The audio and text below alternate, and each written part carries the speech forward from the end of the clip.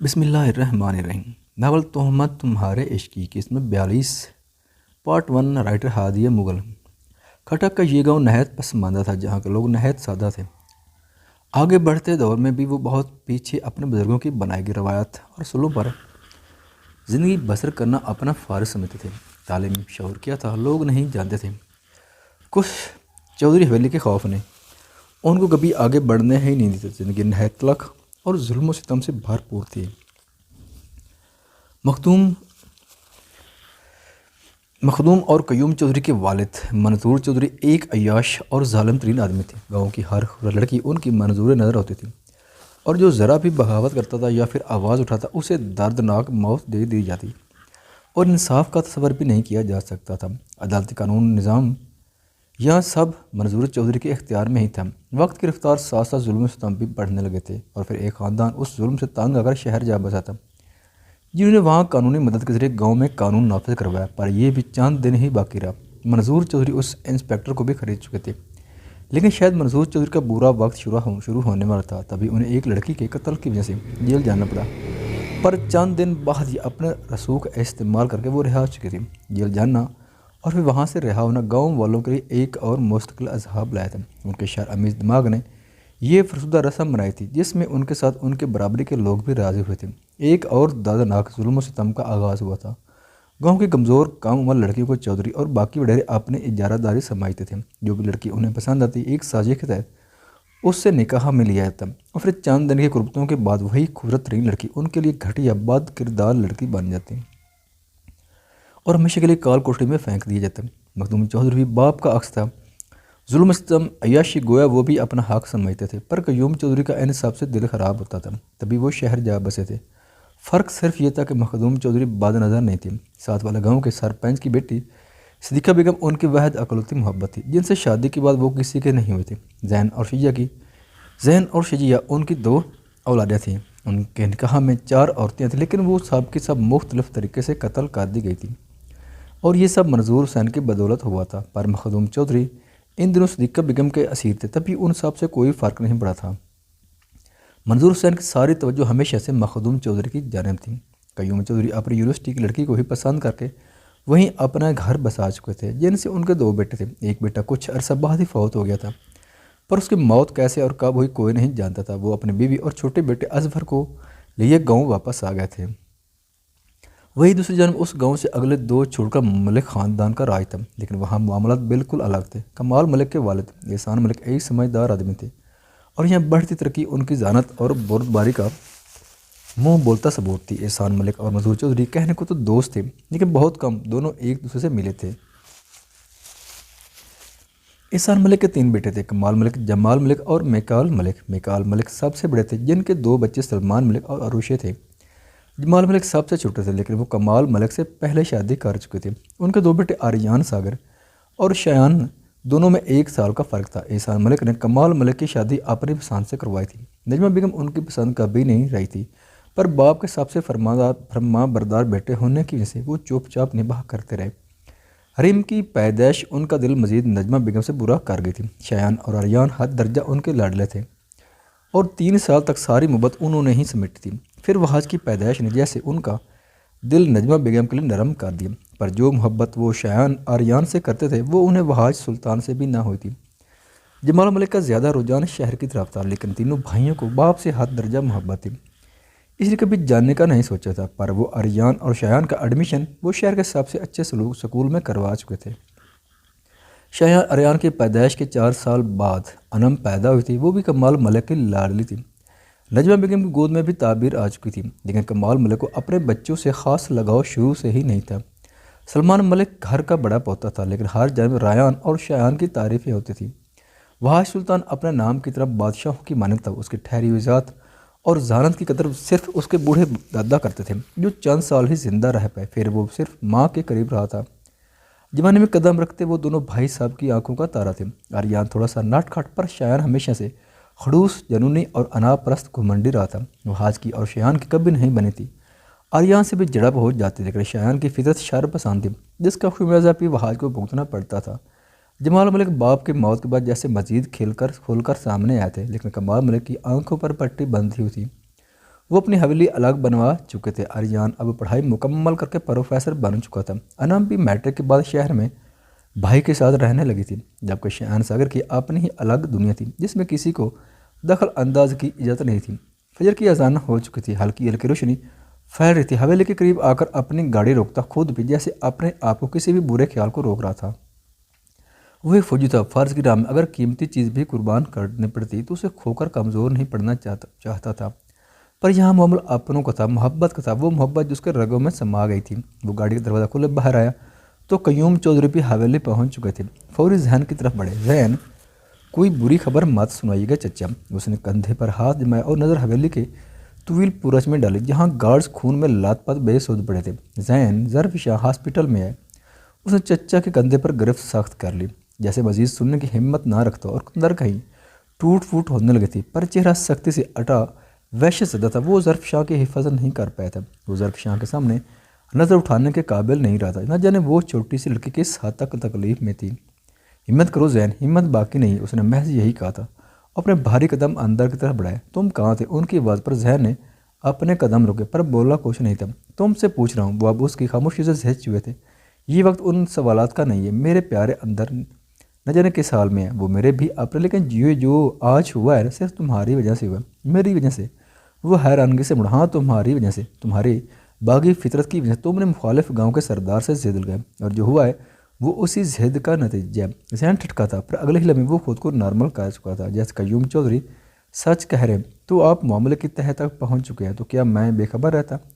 انہوں نے سر جھٹکا اور وہ انہیں دیکھے اندر بڑھا۔ قیوم چودھری بھی اس کے پیچھے آئے تھے جہاں صدیقہ بیگم شجیہ کو ساتھ چپکائے بیٹھی تھی۔ اس نے جگہ جگہ بکھرے خون کو دیکھا، لہو کا رنگ اس کی آنکھوں میں بھی اپنا رنگ چھوڑ رہا تھا۔ ذہن کو دیکھتے ان کے آنسو بے اختیار ہوئے، پر کھڑے ہونے کی ہمت نہیں دی۔ اماں، اس کی پکار بہت مدھم تھی۔ وہ قدم لیتا ان کے پاس زمین پر بیٹھا تھا۔ ذہن، تمہارے بابا؟ صدیقہ بیگم کے لبوں سے بامشکل یہ نکلا۔ ان کے آنسو نے گلے میں پھندہ ڈالا تھا۔ وہ ٹھیک ہے بھابھی؟ قیوم چودھری کی آواز پر وہ سیدھا ہوا۔ کتنے لوگ آئے تھے؟ 6 لوگ تھے۔ حویلی کے اندر کتنے لوگ آئے تھے؟ اس نے قیوم چودھری کو دیکھ کر سرد انداز میں پوچھا۔ مجھے کیا پتا، مجھے گارڈ کا فون آیا تھا اور میں فوری وہاں سے نکلا۔ ذہن، وہ 4 لوگ تھے اور وہ کہہ رہے تھے کہ انہیں تم نے بھیجا اور انہیں ظرف شاہ کو پکڑا ہوا تھا۔ میں نے؟ وہ حیران ہوا تھا۔ ہاں، وہ تمہارا نام لے رہے تھے۔ صدیقہ بیگم پوری یقین تھی۔ اتنے میں پولیس کی ٹیم اندر آئی تھی۔ ذہن نے قیوم چودھری کو دیکھا۔ انہیں میں نے بلایا۔ ان کی وضاحت پر وہ تلخی سے مسکرایا، جیسے جتایا ہو لاکھوں لوگ بنا کسی انصاف کے بے موت مارے گئے اور گاؤں کے کئی لوگ ظلم اٹھائے بے فکری سے رہ رہے تھے، لیکن آج معاملہ اپنوں کو آیا تھا تو پولیس بھی آ گئی تھی۔ چودھری صاحب، آپ کے ملازم اور گارڈ کے بیان کے مطابق تو یہ ظاہر ہوتا ہے کہ حملہ ور بس آپ کو ڈرانے آئے تھے۔ اگر انہوں نے جان لینی ہوتی تو وہ کسی کو بھی نہ چھوڑتے۔ ہاں، یہ ٹھیک کہہ رہے ہیں، وہ ظرف شاہ کو لینے آئے تھے۔ انہیں ظرف شاہ کو لانے پر زور دیا تھا اور جیسے ہی ظرف شاہ کو گولی لگی وہ لوگ گھبرا کر بھاگ گئے تھے۔ صدیقہ بیگم کی زبان میں کوئی جھول نہیں تھا، یعنی وہ سچ بول رہی تھی۔ ظرف شاہ سے کسی کی کیا دشمنی ہو سکتی ہے؟ قیوم چودھری بڑھ بڑھائے تھے۔ انسپکٹر سے آپ کے تعاون کا شکریہ۔ ہمیں کسی پر کوئی کیس نہیں کرنا، نہ ہی کوئی تفتیش کروانی، لیکن یہ معاملہ اب میں خود حل کر لوں گا۔ ذہن، ہوش میں ہو؟ قیوم چودھری کو اس کی ضد پر غصہ آنے لگا تھا۔ ہوش میں ہی ہوں، اور ایک سردار کی بات ماننا آپ پر فرض ہے۔ ذہن، قیوم چودھری اس کی ضد پر الجھے تھے۔ مجھے کچھ نہیں سننا چچا، میں اپنی بیوی پر ظلم ڈھانے والوں کو خود بے رحمی سے موت کے گھاٹ اتاروں گا۔ قیوم چودھری اس سے پہلے کچھ بولتے ملازم نے آ کر انہیں شایان ساگر کے آنے کے اطلاع دی۔ میں دیکھتا ہوں۔ قیوم چودھری باہر بڑھنے لگے، لیکن ذہن خود باہر نکل گئے۔ رکو ذہن، وہ اسے روکنا چاہتے تھے پر اس کے سر پر خون سوار تھا۔ باہر کھڑے شایان ساگر کو اس نے گریبان سے جکڑا۔ یہ سب تو نے کروایا، جان چکا ہوں میں اپنے دشمن میں۔ تو نے میرے خاندان والوں کو لا کر اچھا نہیں کیا، اپنی بکواس بند کر۔ اور میری بہن کہاں ہے؟ شایان نے بھی اس کا گریبان جکڑا تھا۔ گھٹیا انسان، اب اپنی بہن کو بیچ میں لے گیا۔ ذہن نے ایک زوردار پنچ اس کے منہ پر مارا، پر وہ اپنی جگہ سے 1 انچ نہیں لیتا۔ اس نے بھی جواباً اس کے جبڑے پر مکہ مارنا چاہا، پر ذہن اس کا ہاتھ جکڑ کر اسے دور دھکیلے جارحانہ تیوالی اس کی طرف آیا۔ ذہن، قیوم چودھری نے آگے بڑھ کر ذہن کو بامشکل قابو کیا۔ میری بہن کہاں ہے؟ ذہن چودھری، اگر اسے کچھ ہوا تو تیری عزت بھی سلامت نہیں رہے گی۔ شایان کی شہد رنگ آنکھوں میں ایک الگ ہی جنون تھا، جبکہ ذہن نے قیوم چودھری کی گرفت میں جھٹپٹایا تھا۔ میری عزت کی طرف نگاہ بھی اٹھائی تو تیری آنکھیں نوچ لوں گا۔ اس کی دھڑ پر سلمان ملک بھی کانپا تھا، جو شایان کے ساتھ زبردستی آیا تھا۔ شجیہ اور صدیقہ بیگم بھی شور سن کر باہر آئی تھی۔ شایان ساگر نگاہ بے سختہ اس لڑکی پر گئی جس کے چہرے پر خوف و ہراس پھیلا تھا، لیکن جبکہ وہ بھی شایان کو دیکھ رہی تھی۔ نگاہ کا ٹکراؤ شدید تھا۔ وہ سیدھا ہوا اور اس کی جانب بڑھا۔ शैया का दिल बुरी तरह लड़ रहा था। इतने दिनों बाद उनका सामना हुआ था। चचा छोड़े मुझे, वो बुरी तरह झटप चढ़ता शायान की तरफ बढ़ा और उसे शैया से दूर धकेला। शैया चौधरी, उसे कहो मेरी बहन का बता दे, वरना उसके हक में अच्छा नहीं होगा। उसकी निगाह अब भी शैया पर थी। जहन के झटकने पर उसे ज़रा भी फर्क नहीं पड़ा था। उसे आज फिर अपना दिल काबू से बाहर महसूस होते लग रहा था। उसकी रोई रोई हेजल आंखों ने जकड़ लिया था और वो तो जैसे साकात हुई थी। किस दलेरी से वो उससे मुखातिब हुआ था? ना जहन का ख्याल किया था, ना किसी और का। वो मजीद माँ के पहलू में छुपी थी। हैरान तो जहन भी हुआ था, तो मेरी बहन को किस हैसियत से पुकार है? शयान के मुंह पर मुक्के मारकर वो जनूनी हुई। शैया की चीख निकली थी। शयान के चेहरे से खून निकलने लगा, पर शैया को लगा जैसे उसकी जान निकल रही। अंदर जाओ तुम, वो शैया पर धाड़ा था। तुम दोनों पागल हो चुको, किसी तीसरी ने हमारे साथ खेल खेला और तुम लोग आपस में लड़ रहे हो। कयूम चौधरी ने जहन को शयान से दूर किया और जहन को झंझोड़ा। उसे क्या मेरी बहन का पता था, मैं दोबारा उसके रास्ते में नहीं आऊँगा। वो सलमान मलिक की गिरफ्त में झटप गया था। तुम्हारी बहन का है मैं नहीं जानता, लेकिन जो मेरे घर वालों के साथ तुमने किया उसका अंजाम भुगतने के लिए तैयार रहना। वो शैया का बाजू थाम कर अंदर बढ़ा था और सिद्दीक़ा बेगम भी घबराते हुए उनके पीछे लपकी थी। अम्मा, शैया अपने कमरे से बाहर नहीं आनी चाहिए। वो वार्न करता बाहर निकला, जहाँ शयान अपनी गाड़ी में बैठ चुका था, जिसे कयूम चौधरी ने बामुश्किल समझाया था। इस वक्त उसे सनम को तलाश करना था। अगर वो किसी के हाथ लग जाती तो उसका बना बनाया प्लान ख़राब हो जाता। शयान, मुझे लगता है सनम को किसी और ने अगवा किया, क्योंकि यहाँ तो पहले क़यामत बरपा है। उसने सलमान मलिक को देखा। यकीन करो सलमान, अगर इसमें तुम्हारा हाथ हुआ तो मैं तुम्हें बहुत दर्दनाक मौत दूंगा। उसने सलमान का गिरेबान जकड़े सर्द अंदाज में कहा। वो बुरी तरह खौफजदा हुआ था। मेरा हाथ कैसे? मैं चची से मिलने आया था और सनम को मैं क्यों अगवा करूँगा? वहाँ सुल्तान की वजह से तुम मुझे बेवकूफ़ नहीं बना सकते। मेरा उससे शादी के बाद कोई राब्ता नहीं हो। तुम चाहो तो मेरा फ़ोन चेक कर सकते हो। उसने फ़ोन सामने किया, लेकिन शयान कहर आलूद निगाह डाले गाड़ी स्टार्ट कर चुका था। हॉस्पिटल की शफाफ राहदारी में दाखिल हुए उसके चेहरे के उजलात मजीद तन गए। मखदूम चौधरी दूसरे वार्ड में थे। उनके कंधे और बाजू पर 2 फायर किए गए थे, जबकि ज़रफ़ शाह के पेट में गोली लगी थी और ICU में वो ज़िंदगी और मौत से लड़ रही थी, जबकि ज़िंदगी तो जहन की बिखर गई थी। वो ICU के करीब आकर ठहरा और मिरर से अंदर जाकर, जहाँ वो मुख्तलिफ मशीनों में जकड़ी पीले पड़ते चेहरे के साथ बेस होती, मुंह पर ऑक्सीजन मास्क था। उसकी सुर्ख आंखों में नमी चमकने। कब सोचा था कि ये सब हो जाएगा? उसका दिल उससे जाने से पहले रोक रहा था, पर वो नहीं रुका था। एक फतह मुकम्मल करके अब अपनी शिकस्त के सामने खड़ा था। उसने दरवाजे पर अपना हाथ रखा, जैसे ज़रफ़ शाह के चेहरे को छूना चाहा। वो दरवाज़ा खोलकर अंदर दाखिल हुआ और चलते हुए ज़रफ़ शाह के पास आकर ठहरा। वो पहले कमज़ोर सी थी और अब उसका नहीफ सा सरापा जहन चौधरी के दिल को काट रहा था। ज़रफ़ शाह, उसकी आवाज़ भारी नमी से पुर थी। ये अभी बेहोश है, कुछ नहीं बोलेगी। नर्स उसके बेड के पास आकर खड़ी हुई थी। मैं कुछ बार अपनी बीवी के पास अकेले रहना चाहता हूँ। उसकी सादमोरी पर नर्स चुपचाप गिलास डोर से बाहर निकल गई। उसके चेहरे पर हुए जख्म उसका फिशारे खून बुलंद करने लगे। करब से उसने लब दबाया। जहन ने उसका बेजान ड्रिप लगा हाथ थाम कर लबों से लगाया। एक भूला भटका आंसू हाथ के पुष्प पर ठहर कर कहीं गुम हुआ था। मैं हिफाजत नहीं कर पाया तुम्हारी। मैंने अपना कोई वादा नहीं निभाया, खाली मोहब्बत के दावे किए और पूरा एक भी नहीं किया।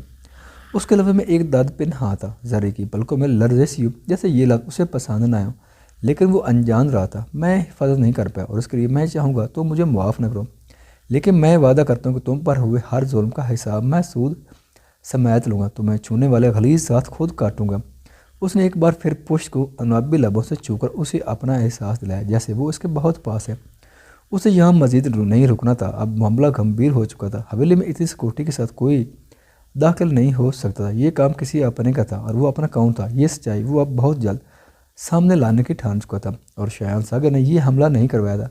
नौफल से ये कन्फर्म कर चुका था, जबकि क्योंकि सलमान मलिक को उन्होंने कहा था कि वो शयान सागर की हवेली जाए और सनम का पता करे। उसकी मदद से बासित सनम को आज़ाद करवाकर अब अपनी कैद में ले चुका था, लेकिन हवेली पर हमला कोई आम हमला नहीं था। अब बस मामले की तह तक पहुँच कर वो दुश्मन को पाताल से भी निकाल कर ले आने वाला था। ख़वातीन व हज़रात, चैनल पर आने का बहुत शुक्रिया।